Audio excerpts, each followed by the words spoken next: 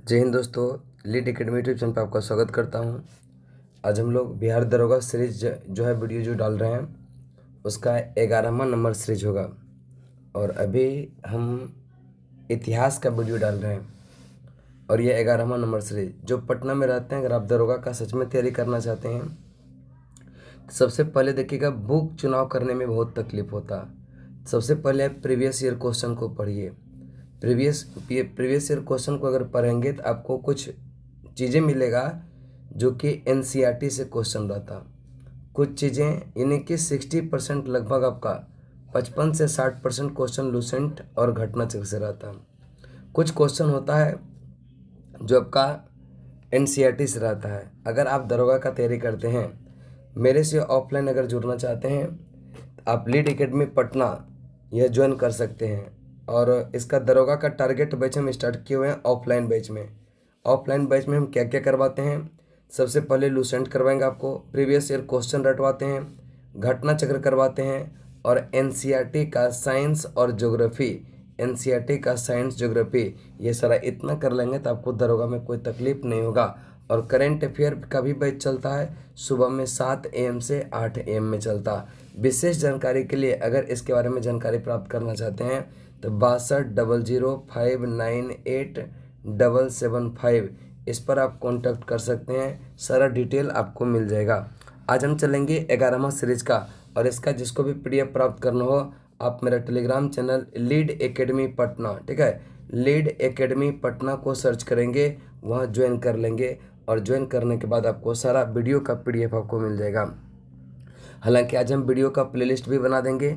चलते हैं हम पहला क्वेश्चन की तरफ देखते हैं। 6ठी शताब्दी ईसा पूर्व राजनीतिक दशा की बात करता है। तो देखते हैं पहला क्वेश्चन इसमें क्या है। अब देखेंगे पहला क्वेश्चन की अगर हम बात करें कि भारत के प्राचीनतम प्राप्त सिक्के जो है वह कौन सा। तो प्राचीनतम सिक्के जो था वह कौन सा, चांदी के थे। क्या थे? चांदी के। भारत के प्राचीनतम प्राप्त सिक्के आहत सिक्के, यह पंचमार्क सिक्के थे जो मुख्यतः चांदी के बने थे। उसे उसके ऊपर कहता है कि ठप्पा देकर निशान बनाए जाते थे, इसीलिए इन्हें आहत सिक्का, पंचमार्क सिक्का यानी कि आहत करके, चोट पहुंचा करके वह सिक्का तैयार किया जाता है। प्राचीनतम सिक्के को कहते हैं आहत सिक्का और मुख्यतः यह बनाए जाते थे चांदी से। निम्नलिखित में से कौन सा सही सुमेलित नहीं है।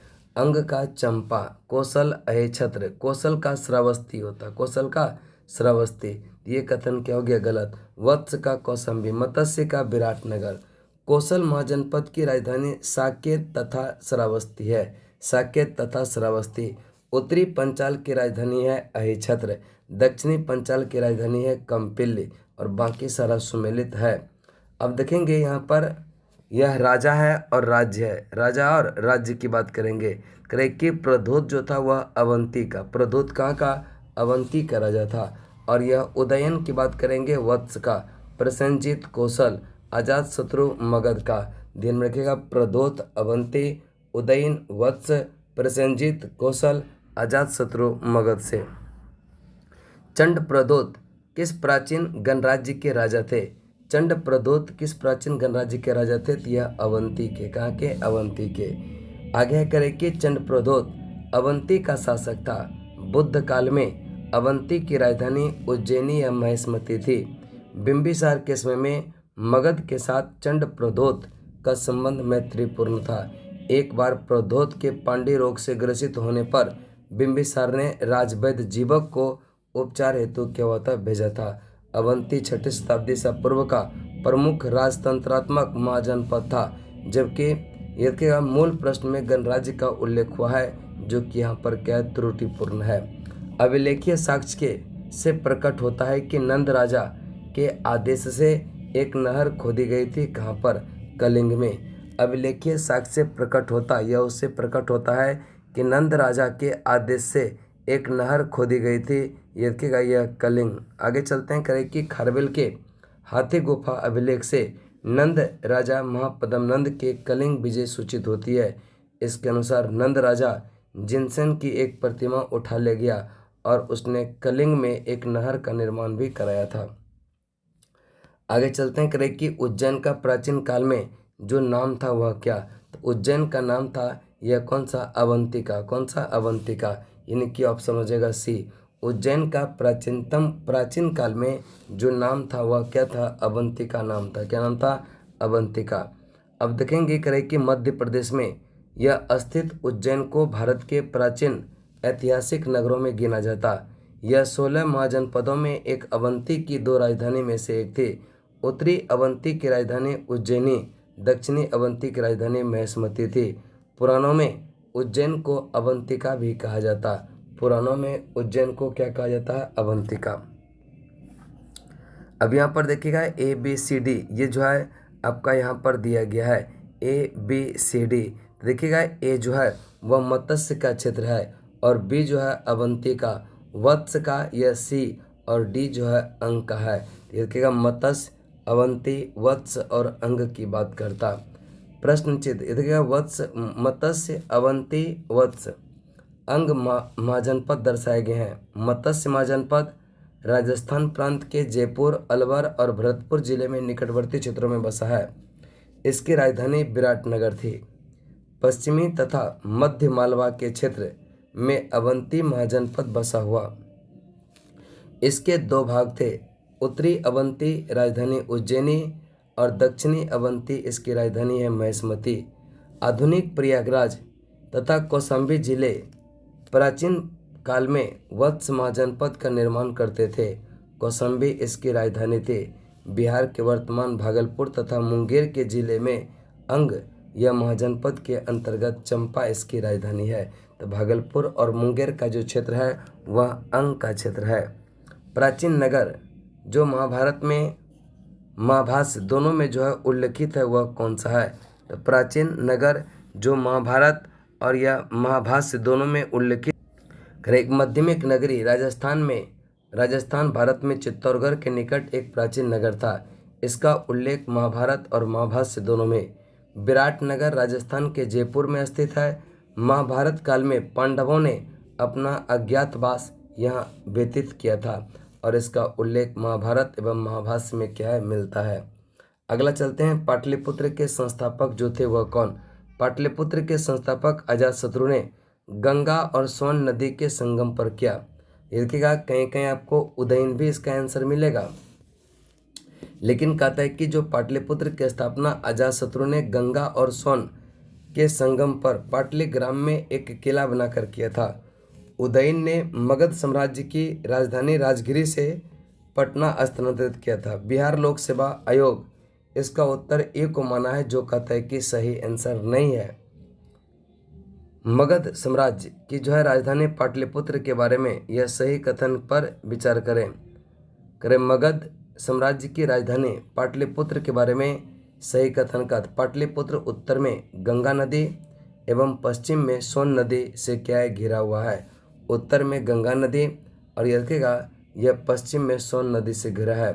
पाटलिपुत्र आधुनिक पटना उत्तर में गंगा और पश्चिम में सोन नदी से घिरा हुआ था।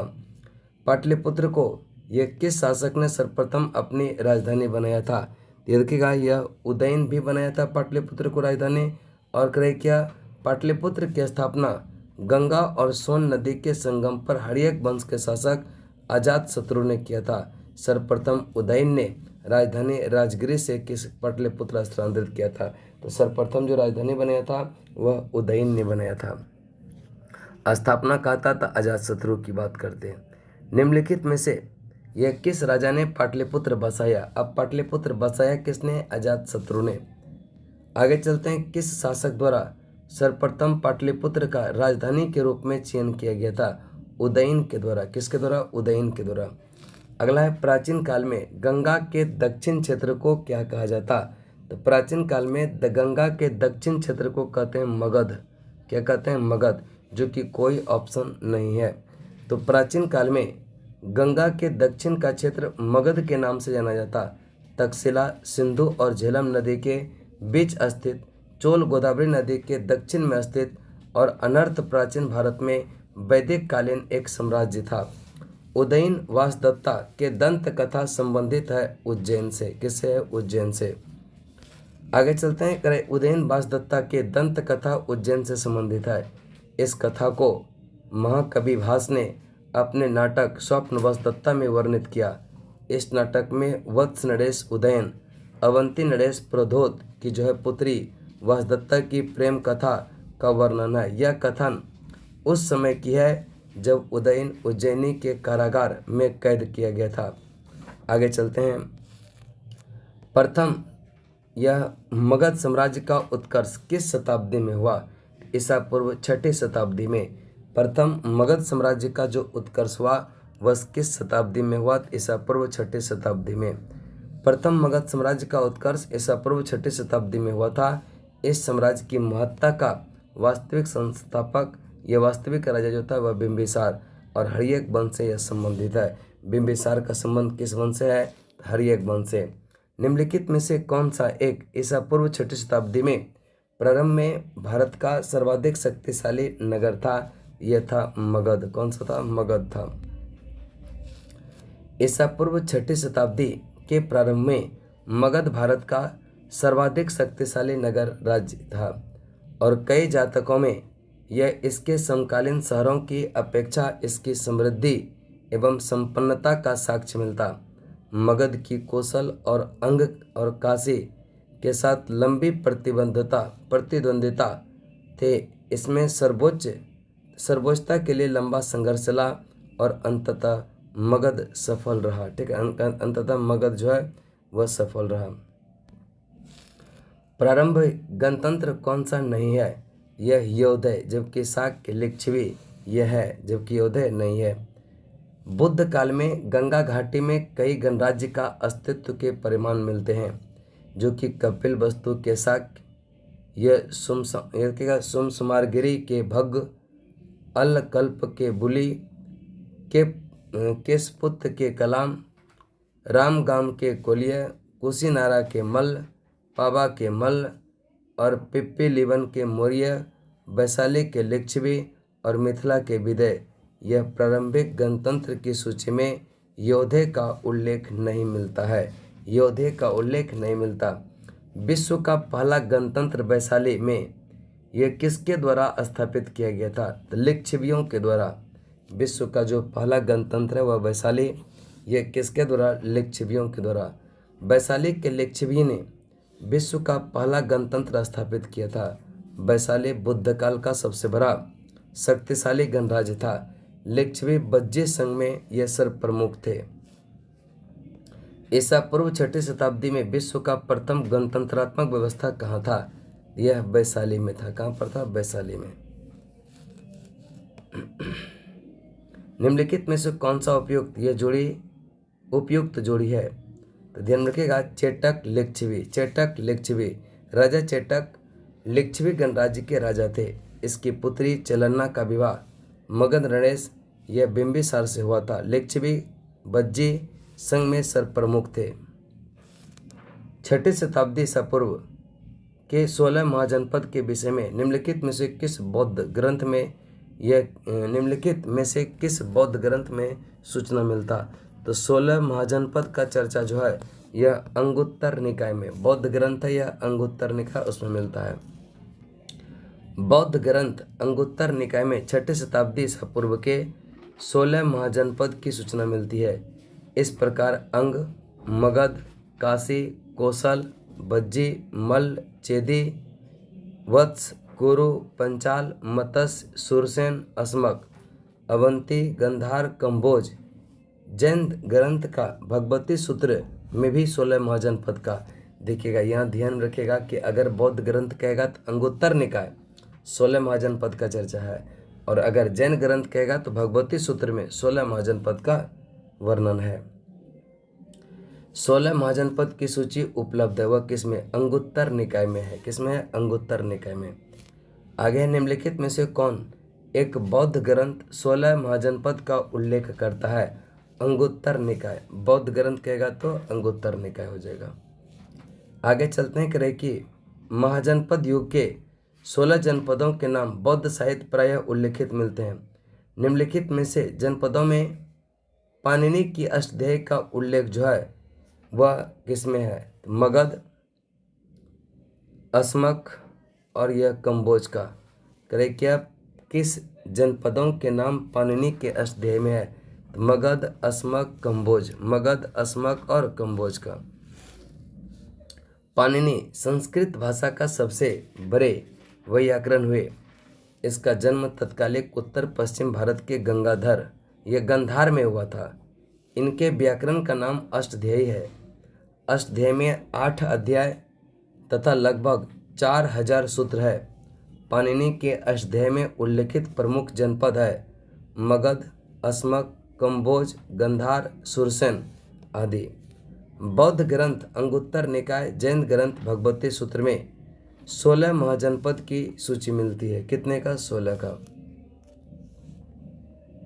आगे चलते हैं। निम्नलिखित में से किन ग्रंथों में प्राचीन भारत के 16 महाजनपद की सूची मिलती है? देखिएगा 16 महाजनपद की सूची मिलती है। यह किसमें? अंगुत्तर निकाय और याद रखिएगा भगवती सूत्र में। अंगुत्तर निकाय और भगवती सूत्र में मिलता है। महाभारत के अनुसार उत्तरी पंचाल की राजधानी जो है वह कौन सा? अहे क्षेत्र। उत्तरी पंचाल की राजधानी अहे क्षेत्र और दक्षिणी पंचाल की राजधानी है कंपिल्य। महाभारत के अनुसार उत्तरी पंचाल की राजधानी अहे क्षेत्र थी, दक्षिणी पंचाल की राजधानी कंपिल्य थी। 6ठी शताब्दी ईसा पूर्व में कुरु की राजधानी इंद्रप्रस्थ थी, जबकि मथुरा की राजधानी सुरसेन था। ठीक है, मथुरा की राजधानी सुरसेन की बात करते हैं। 16 महाजनपदों के युग में मथुरा इनमें से किसकी राजधानी है? मथुरा, सुरसेन।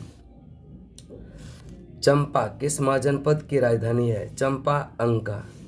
बिहार के वर्तमान भागलपुर और मुंगेर जिले जिसे अंग महाजनपद के अंतर्गत, इसकी राजधानी चंपा। महाभारत और पुराणों में चंपा का प्राचीन नाम है मालिनी। 6ठी शताब्दी ईसा पूर्व में यह सुक्तिमती राजधानी थी चेदी का। 6ठी शताब्दी में आधुनिक बुंदेलखंड के पूर्वी तथा उसके समीपवर्ती भागों में चेदी महाजनपद स्थित है। गोदावरी नदी के तट पर स्थित जो महाजनपद है एक वह कौन सा? अस्सक है। कौन सा है? अस्सक। बौद्ध ग्रंथ अंगुत्तर निकाय 6ठी शताब्दी ईसा पूर्व में वर्णित 16 महाजनपदों में यह अस्सक और अस्मक नर्मदा और गोदावरी नदी के मध्य स्थित है, जिसकी राजधानी पैठन, पोतन अथवा पुटली यह है। 6ठी शताब्दी ईसा पूर्व का मत्स्य महाजनपद स्थित है राजस्थान में। कहाँ पर? राजस्थान। 6ठी शताब्दी ईसा पूर्व का यह मत्स्य महाजनपद राजस्थान के जयपुर, अलवर, भरतपुर जिले के निकटवर्ती क्षेत्रों में स्थित है। इसकी राजधानी जो है वह विराटनगर है। कहाँ पर है? विराटनगर। मगध की राजधानी कौन सा? यह गिरिब्रज या राजगिरी। गिरिब्रज या राजगिरी की बात करते हैं। ठीक है, तो इसका राइट आंसर जो होगा वह कौन सा? मगध की राजधानी पूछ रहा है, गिरिब्रज या राजगिरी की बात करता है। अब पुराणों के अनुसार मगध पर शासन करने वाला जो पहला राजवंश है बृहद्रथ वंश। इस वंश के पहले राजा बृहद्रथ का पुत्र जरासंध था, जिसने गिरिब्रज को अपनी राजधानी बनाया। बौद्ध ग्रंथों के अनुसार मगध का प्रथम प्रतापी शासक जो था वह बिंबिसार। यहाँ हर्यक वंश से करेक्ट कि जो बिंबिसार का संबंध है वह हर्यक वंश से है। इसकी मृत्यु 492 BC में हुई। इसके पश्चात अजातशत्रु मगध का शासक बनता। अजातशत्रु का पुत्र उदयन ने अपनी राजधानी राजगिरी से पाटलिपुत्र की ओर स्थानांतरित किया। मगध की प्रारंभिक राजधानी यह कौन सी थी? राजगिरी। कौन सी? राजगिरी थी। प्राचीन महाजनपद मगध के प्रथम राजधानी कौन सा? ये रखिएगा मगध का पाटलिपुत्र, ये रखिएगा राजगिरी है। कौन सा? राजगिरी। प्राचीन राजधानी कहेंगे तो यह कौन सा? राजगिरी है। प्रारंभिक वैदिक काल के दौरान यह कौन सा शहर प्राचीन मगध साम्राज्य की राजधानी के रूप में कार्य करता? तो ये देखिएगा यह राजगिरी था। कौन सा? राजगिरी था। प्रारंभिक वैदिक काल के दौरान राजगिरी, वर्तमान राजगीर, प्राचीन मगध साम्राज्य की राजधानी के रूप में कार्य करता था। मगध का पहला शासक राजवंश यह बृहद्रथ वंश, जिसका संस्थापक बृहद्रथ का उल्लेख ऋग्वेद में प्राप्त होता।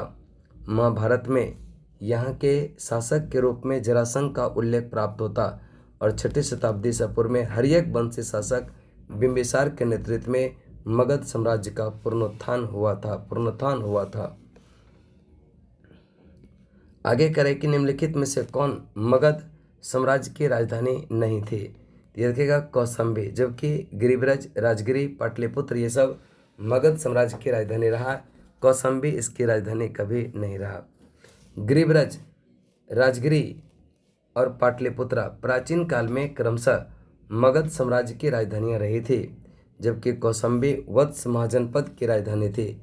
हर्यक वंश के शासक उदयने के शासनकाल के दौरान मगध की राजधानी राजगिरी से पाटलिपुत्र स्थानांतरित हुई थी। आगे है प्राचीन श्रावस्ती नगर विन्यास। यह किस आकृति का था? यह अर्धचंद्राकार। कैसा था? अर्धचंद्राकार। प्राचीन श्रावस्ती की पहचान जो है अलेक्जेंडर कनिंघम ने उत्तर प्रदेश के श्रावस्ती के निकट सहित महत नामक स्थान से किया। उत्खनन के आधार पर ज्ञात हुआ कि प्राचीन श्रावस्ती नगर विन्यास अर्धचंद्राकार था। आगे है मगध के जो है किस प्रारंभिक शासक ने राज्यारोहण के लिए अपना पिता की हत्या और स्वयं इसी कारणवश अपने पुत्र द्वारा मारा गया था? यह कौन था? अजातशत्रु था। मगध शासक अजातशत्रु अपने पिता हर्यक वंश के संस्थापक बिंबिसार की हत्या कर दिया। इसकी हत्या इसके ही पुत्र उदयन ने कर दिया था। अजातशत्रु के वंश का नाम क्या था? यह हर्यक वंश से संबंधित है। राजकुमार जो अपने पिता की मृत्यु के लिए उत्तरदायी था। अब देखिएगा, यह अजातशत्रु अपने पिता की मृत्यु के लिए उत्तरदायी था और फिर अजातशत्रु के इसका ही पुत्र ने उदयन ने मार दिया था। आगे चलते हैं, करें कि किसने मगध साम्राज्य में वज्जी गणराज्य को हराकर आत्मसात किया था? यह अजातशत्रु की बात करेंगे। वैशाली संघ का प्रमुख गणराज्य, करें कि वैशाली वज्जी संघ का प्रमुख गणराज्य था। यहाँ के शासक लिच्छवी थे। बिंबिसार के समय से ही मगध एवं वज्जी संघ में मनमुटाव था, जो अजातशत्रु के समय संघर्ष में बदल गया। देखिएगा, नीरावली सूत्र से ज्ञात होता है कि उस समय लिच्छवी गण का प्रधान चेटक था। उसने 9 लिच्छवियों, 9 मल्लों, 18 गणराज्यों को एकत्र करके मगध नरेश के विरुद्ध एक सम्मिलित मोर्चा तैयार किया था। भगवती सूत्र से ज्ञात होता है कि अजातशत्रु इन सब का विजेता था। अजातशत्रु ने कूटनीति से काम किया। पाटलिग्राम में उसने सुदृढ़ दुर्ग का निर्माण कराया। तत्पश्चात अपने मंत्री बसस्कार को भेजकर वत्सी संघ में फूट डलवा दिया। फलस्वरूप परस्पर लड़ने लगे और यह उसका संगठन क्या हो गया? कमजोर हो गया। अंतोगत्वा अजातशत्रु ने आक्रमण करके लिच्छवियों को पराजित कर और उसका भूभाग मगध साम्राज्य में क्या कर लिया? मिला लिया। मालवा क्षेत्र पर मगध की सत्ता का विस्तार निम्नलिखित में से किसके शासनकाल में हुआ था? यह शिशुनाग के शासनकाल में हुआ था। किसके काल में हुआ था? शिशुनाग। पुराणों के अनुसार मगध नरेश शिशुनाग ने अवंती को जीतकर मगध साम्राज्य में मिला लिया था। यह आगे चलते हैं, महापद्मनंद ने। मगध में नंद वंश का संस्थापक जो था वह कौन? महापद्मनंद था। मगध पर शिशुनाग वंश के पश्चात नंद वंश का वर्चस्व यह स्थापित हुआ। नंद वंश का संस्थापक महापद्मनंद, यह उसी को उग्रसेन भी कहा जाता। पुराणों में महापद्मनंद को सर्वछांत्रक, अपरो परशुराम भी जो है कहा जाता। आगे है मगध साम्राज्य कौन सम्राट जो है अपरो परशुराम के नाम से यह कौन? यह आपका महापद्मनंद की बात करेंगे। वाराणसी को निम्नलिखित में से किसने अपनी द्वितीय राजधानी बनाया था? 6ठी शताब्दी ईसा पूर्व में वाराणसी काशी महाजनपद की राजधानी थी, जिसे हर्यक वंश बिंबिसार ने कौशल नरेश प्रसेनजीत की बहन महाकौशला के साथ विवाह करके दहेज के रूप में प्राप्त किया था। इस प्रकार अजातशत्रु के समय प्रसेनजीत ने अपने पुत्री वजीरा का विवाह अजातशत्रु से करके काशी के ऊपर उसका अधिकार स्वीकार कर लिया। कालांतर में शिशुनाग ने जब वैशाली को अपनी राजधानी बनाई तो अपना पुत्र को वाराणसी का जो है उपराजा नियुक्त किया था। अतः दिए गए विकल्पों में स्पष्ट नहीं है कि वाराणसी को दूसरी राजधानी यह किसने बनाया था। और उत्तर प्रदेश लोक सेवा आयोग ने इस प्रश्न का उत्तर शिशुनाग को माना है। किसको माना है? शिशुनाग को। नंद वंश के पश्चात मगध में किस राजवंश का उदय हुआ? तो मौर्य राजवंश का उदय होता है। मगध के नंद वंश का स्थापना शिशुनाग वंश का अंतिम अंत करके किया गया था। नंद वंश में कुल 9 राजा हुए। नंद वंश के अंतिम काल में जनता से बलपूर्वक धन वसूलने तथा छोटी छोटी वस्तुओं पर भारी कर लगाने के कारण जनता शासकों के विरुद्ध विद्रोह हो गया और चारों ओर घृणा एवं असंतोष वातावरण व्याप्त हो गया। इसी का लाभ उठा करके चंद्रगुप्त मौर्य ने यह चाणक्य के सहयोग से घनानंद की हत्या कर यह नंद वंश का अंत कर दिया। इस प्रकार नंद वंश के तत्काल पश्चात जो है मगध का मौर्य वंश का शासन स्थापित हुआ। इसके उपरांत शुंग, कण्व, गुप्त आदि ये ने शासन किया था। राजा यदि का नंद का उल्लेख जो करने वाला अभिलेखीय प्रमाण मिलता वह कौन सा मिलता? यदि का वह कौन सा है? यह खारवेल का हाथी गुफा अभिलेख है। कौन सा है? खारवेल का हाथी गुफा अभिलेख। ऑप्शन क्या हो जाएगा? 1 नंबर। कलिंग के यदि का चेदी वंश के सबसे प्रतापी शासक खारवेल था। इसके विषय में जानकारी का प्रमुख स्रोत हाथी गुफा अभिलेख है। नंद वंशीय शासक महापद्म नंद द्वारा कलिंग में नहर खुदवाए जाने का उल्लेख इस अभिलेख में किया गया, अर्थात यह नहरों की जानकारी देने वाला प्रथम अभिलेखीय साक्ष्य भी है। अब यहाँ पर सजाने के लिए करा है कि क्रम को कलानुक्रम को सजाने के लिए करा है। अब देखेंगे कलानुक्रम की सजाने की बात करेंगे। सबसे पहले हर्यक वंश की बात करेंगे। कौन सा? हर्यक वंश, फिर नंद, फिर मौर्य, फिर आपका शुंग वंश की बात करेगा। तो सबसे पहले हर्यक वंश, फिर आपका यह कौन सा? नंद वंश, फिर आपका मौर्य, उसके बाद शुंग वंश की बात करते हैं। अब देखेंगे सबका कार्यकाल कब से कब तक रहा। हर्यक वंश का 544 से 412 बीसी, नंद वंश का 344 से 321 बीसी, मौर्य वंश का 321 से 184 बीसी, शुंग वंश का 184 से 75 बीसी तक रहा था। गौतम बुद्ध के समय का प्रसिद्ध यह वैद्य जीवक किसके दरबार, जिसके दरबार से संबंधित था वह कौन सा है? यह बिंबिसार के दरबार से संबंधित था। आगे चलते हैं। गौतम बुद्ध के समय प्रसिद्ध वैद्य जीवक बिंबिसार के दरबार से संबंधित था। बिंबिसार ने अपने राजवैद्य जीवक को अवंती नरेश चंड प्रदोत के राज्य में चिकित्सा सेवा यह भेजा था।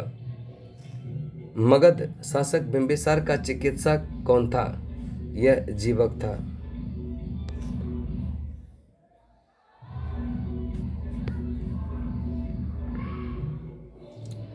जीवक था, ठीक है। अब यहाँ पर देखेंगे कथन और कारण दोनों है, ठीक है। कथन और कारण दोनों है।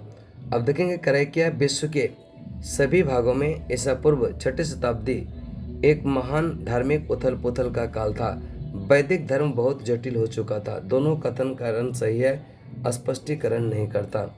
करैक्य ईसा पूर्व 6ठी शताब्दी में उत्तर भारत के मध्य गंगा घाटी क्षेत्र में अनेक धार्मिक संप्रदाय का उदय हुआ। अनेक मत तथा दर्शन के प्रादुर्भाव ने बौद्धिक आंदोलन का रूप ग्रहण किया। विभिन्न मत को मानने वाले सन्यासी घूम घूमकर अपने जीवन दर्शन का जन समुदाय में प्रचार, एक दूसरे के दर्शन का खंडन भी करते थे। यह भी महत्वपूर्ण है कि इस प्रकार के बौद्धिक आंदोलन के प्रमाण अन्य देशों में भी मिलते। चीन, ईरान, यूनान में पुरातन मान्यताओं को चुनौती देने वाले क्रमशः कन्फ्यूशियस, जरथुस्ट्र, पाइथागोरस थे। वैदिक धर्म जटिल हो चुका था। मंत्रों की शुद्धता और यज्ञों पर बहुत जोर था, जिससे पुरोहितों का महत्व अत्यधिक बढ़ गया था। यज्ञों में बहुत धन व्यय होने लगा था और पशु बलि भी क्या हो गया था, यह बढ़ावा मिला था। कल्पी नगर किस नदी के तट पर है? कल्पी नगर की बात करेंगे तो ये यमुना नदी के तट पर है। कल्पी नगर उत्तर प्रदेश के जालौन जिले में स्थित एक नगर है। यह यमुना नदी के निकट यह तट पर है। प्राचीन काल में यह कालप्रियनाथ या कालप्रिय नगरी के नाम से भी विख्यात था। समय के साथ नाम जो है संक्षिप्त होता, अब जो है कल्पी नाम हो गया। करें कि 34वीं शताब्दी के राजा वासुदेव द्वारा इसको क्या हुआ था, बसाया गया था। अब यहाँ पर फिर राजधानी है। अब देखेंगे कुरु की राजधानी कहाँ है, इंद्रप्रस्थ है। पंचाल का अयछत्र, कौशल का साकेत और यह वत्स का कौशाम्बी है। वत्स का कहाँ है, कौशाम्बी। सूची 1 को सूची 2 से मिलान करने के लिए कह रहा है।